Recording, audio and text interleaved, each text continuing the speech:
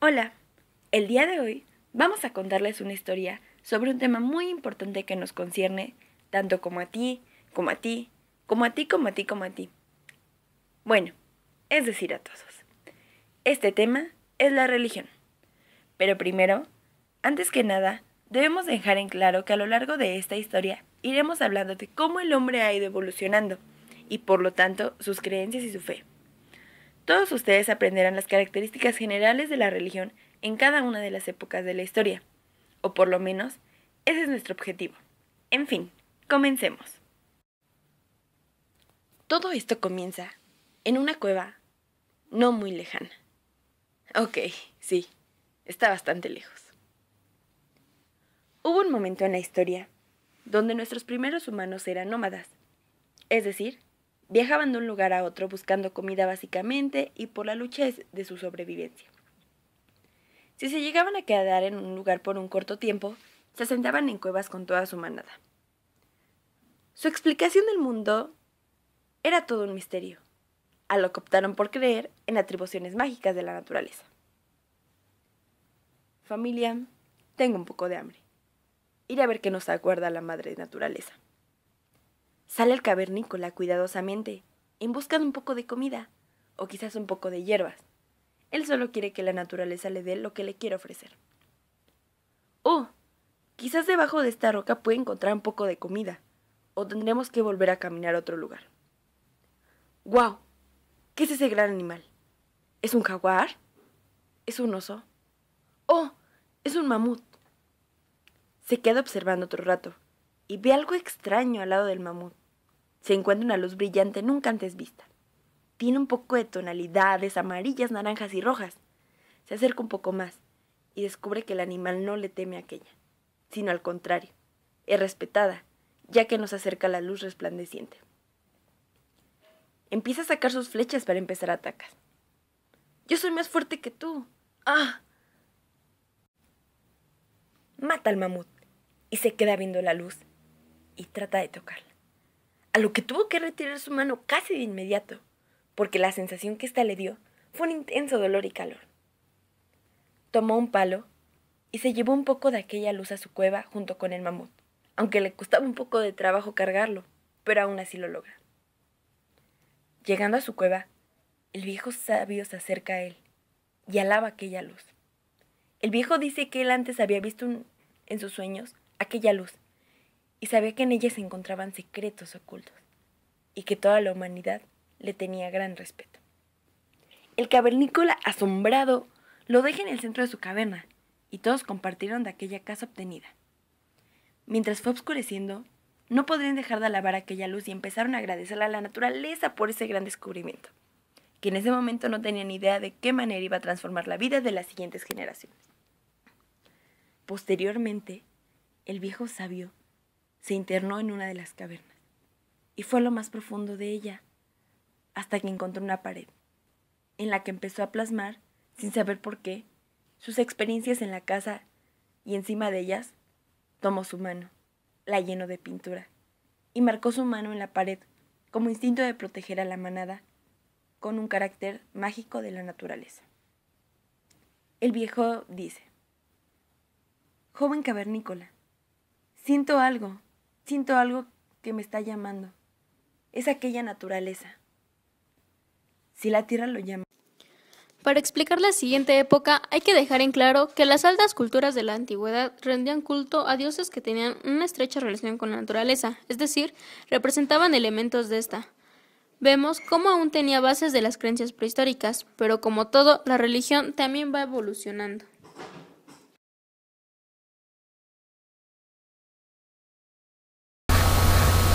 Cerca del río Nilo surge una de las civilizaciones más grandes de la antigüedad, la civilización egipcia. Algunas personas dicen que el gran avance que tuvimos se debió a ayuda extraterrestre, otras que fue la evolución del hombre lo que permitió el avance tecnológico tan grande.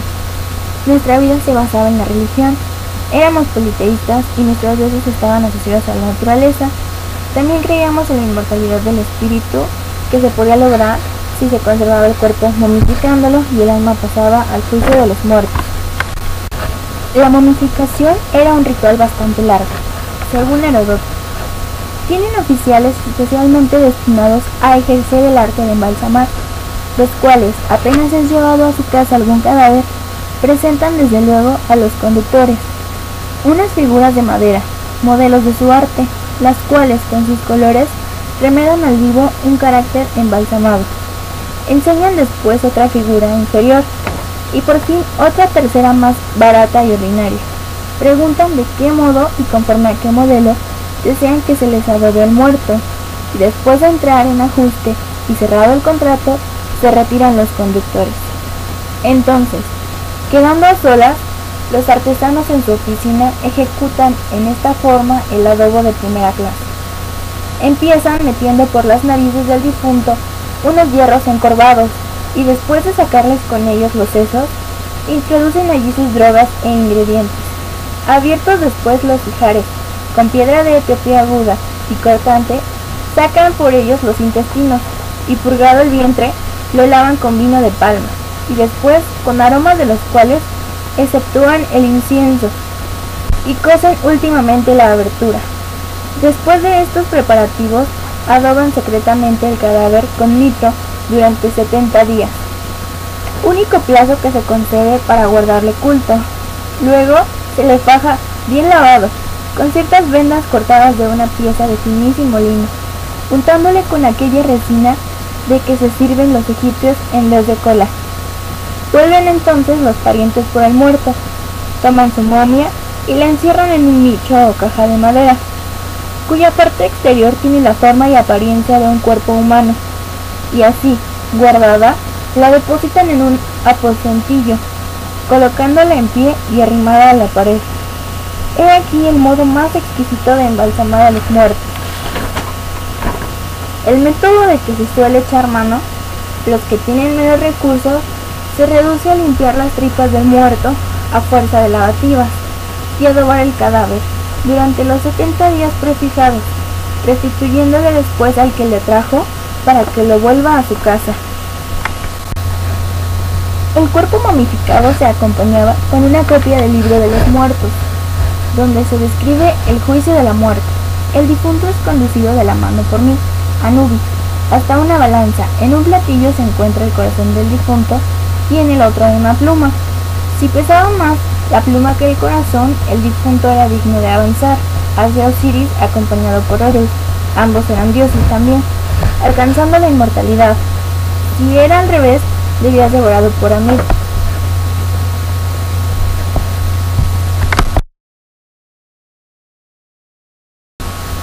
En otro lugar, nuestra civilización floreció.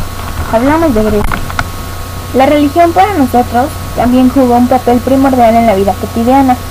A los dioses les hacíamos oraciones que combinábamos con obsequios, lo cual se basaba en el principio de les ofrezco esto para que me lo retribuyan. Queríamos conocer sus designios, por lo que recurríamos al oráculo. Ahí una pitonisa escuchaba nuestras preguntas en estado de éxtasis que lo inducía. Entonces un sacerdote interpretaba las respuestas y nos las daba en forma de verso. Nuestros dioses tenían forma humana, pero no las mismas cualidades. Cada región tenía un dios protector. También hacíamos grandes festivales a los dioses, que incorporaban muchas actividades en su honor, incluidas las olimpiadas. A diferencia de los egipcios, nosotros no teníamos la creencia de una vida después de la muerte. Por eso algunos de nuestros vecinos se convertían a otras religiones que prometen una mayor esperanza de alcanzar la inmortalidad. Cerquita de nosotros se desarrolló otra civilización, se hacían llamar romanos. Nosotros tomamos muchos de los dioses de nuestros vecinos los griegos. Éramos unos conquistadores, pero cuando nos imponíamos entre una comunidad, les permitíamos conservar a sus dioses.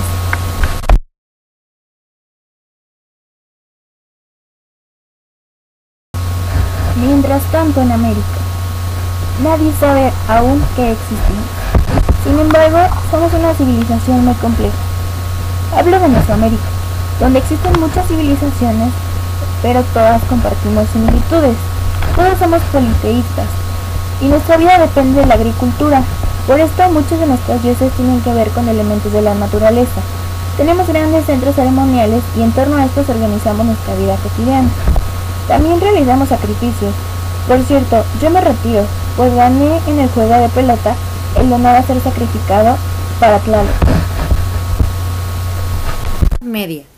Por supuesto, evangelizar a las personas era de suma importancia.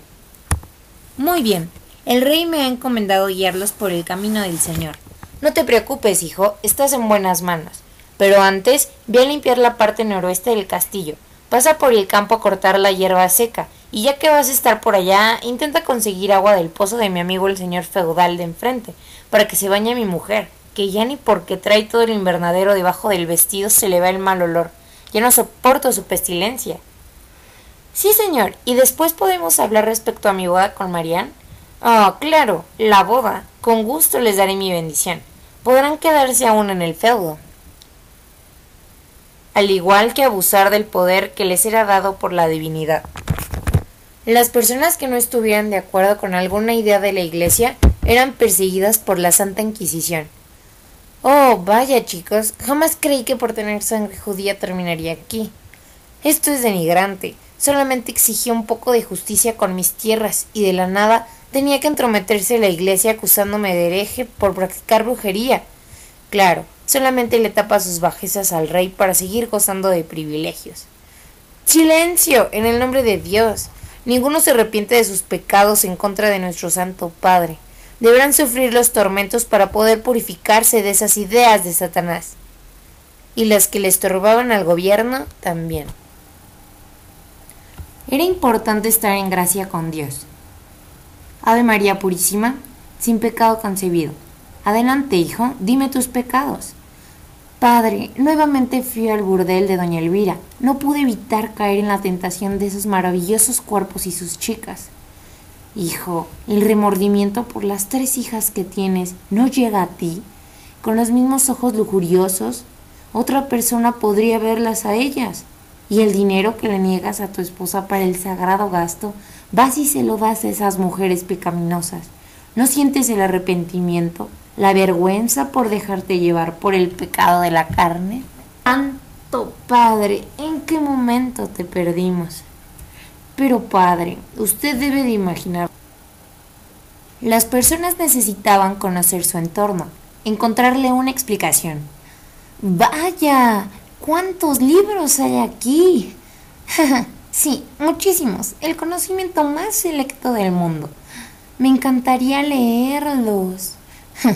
Por supuesto que te encantaría, pero no pasará, baby. ¿Por qué? ¿Qué pasa aquí? Este campesino insolente que osa tener acceso a la biblioteca. Por supuesto que puede. Ven, acércate, hijo. Gracias. ¿De verdad? Claro. Toma alguno de los que están en aquel estante. Son más fáciles de entender. ¿Pero qué hay con los de la otra sección? Vamos, hijo, poco a poco. Aún no estás listo para algo tan complejo. De acuerdo a su capacidad de entendimiento. Por supuesto, la Iglesia merece lo mejor de sus fieles.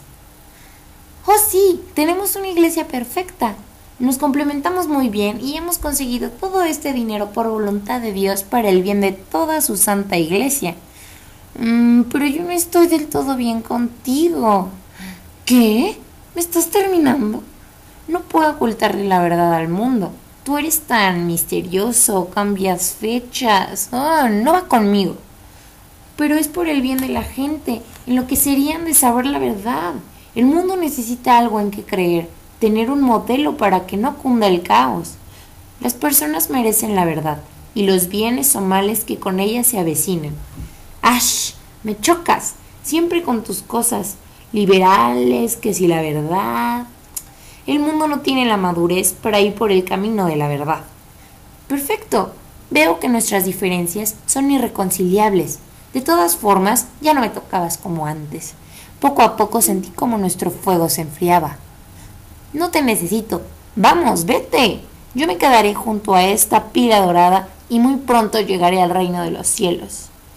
No, es mía. No. Bien.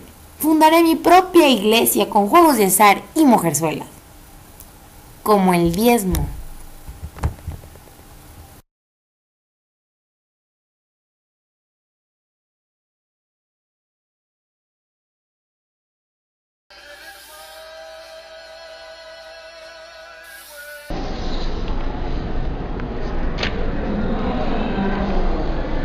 Bonjour, je m'appelle Descartes. Se los traduzco para los intelectuales o los que no son tan intelectuales que no hablan francés. ¿Qué tranza? Me llamo Descartes. Pienso luego ya tú sabes. Posiblemente me conocen por mis obras más famosas como el discurso del método y bueno, ya que estoy aquí para hablarles del desarrollo del pensamiento humano con respecto a la religión en la edad contemporánea. Empecemos pues. Ante el descubrimiento de América y la caída moral del cristianismo, Lutero aborrece los vicios de la Iglesia católica y se lamenta al Papa, claro, figurativamente hablando.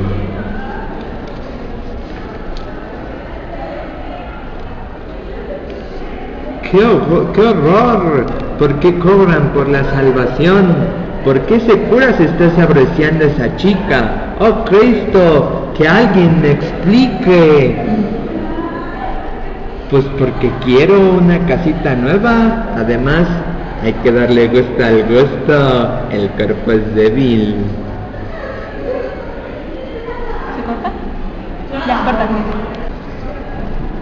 Entonces, por estas razones y esta pelea moral que tiene Martín Lutero con el Papa por cobrar y apoyarse a los chicos de esa edad, es por eso que Martín Lutero organiza algo que se llama la Reforma Protestante, que es separarse de la Iglesia Católica a través de un fundamento moral que se basa en el trabajo por el prójimo y evite los vicios de la antigua religión medieval.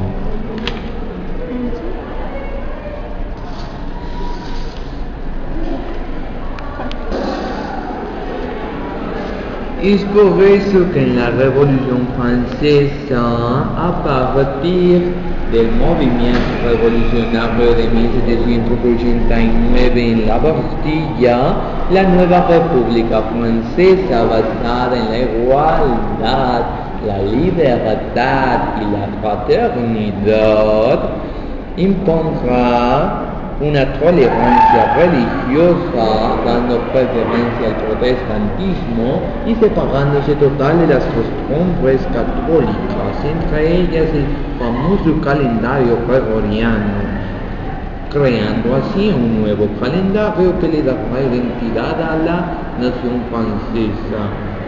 Y aquí cuando la Ilustración dará origen a un nuevo tipo de ideas religiosas, lo que llamamos el ateísmo ilustrado.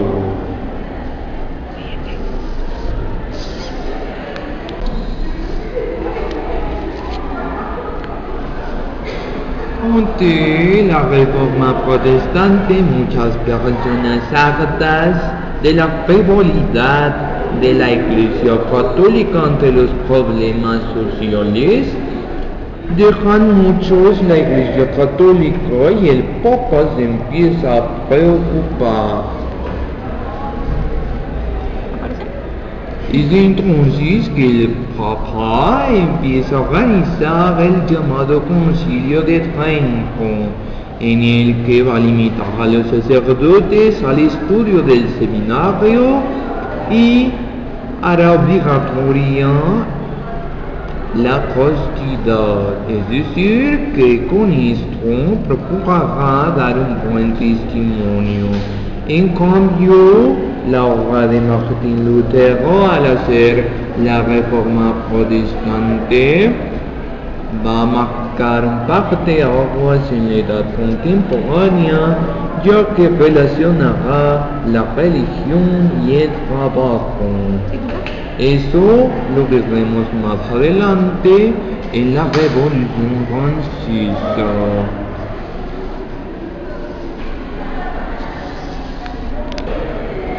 Y uno de sus alumnos, Marx, será el creador de la nueva filosofía y pensamiento que provocará el existencialismo en la edad contemporánea.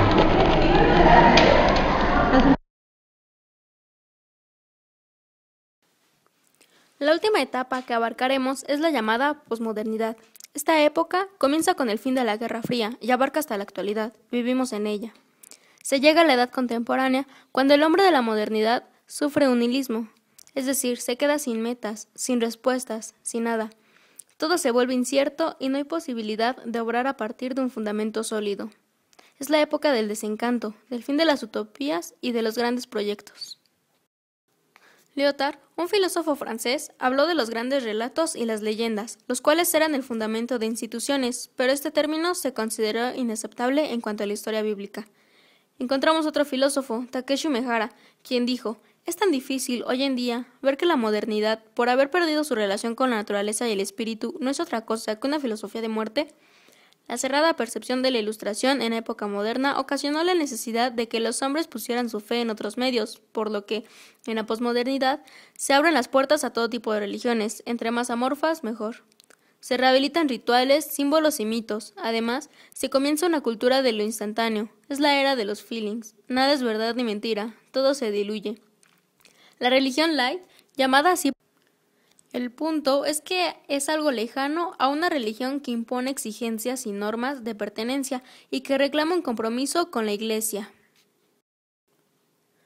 Ya no es una época en la que las personas creen en una única doctrina religiosa, sino que ahora, gracias a la globalización, depositamos nuestra fe en diferentes ideologías, como concepciones orientales, naturalismo, por ejemplo, que buscan lograr la armonía del hombre, una paz interior y unirnos con el cosmos. Por último, nosotros como seres humanos no podemos vivir sin un significado, propósito ni esperanza, y para esto podemos creer en lo que queramos, en Dios, en la naturaleza, la razón, la ciencia, la historia, la evolución, la democracia, la libertad, la tecnología, bueno, en lo que nosotros decidamos.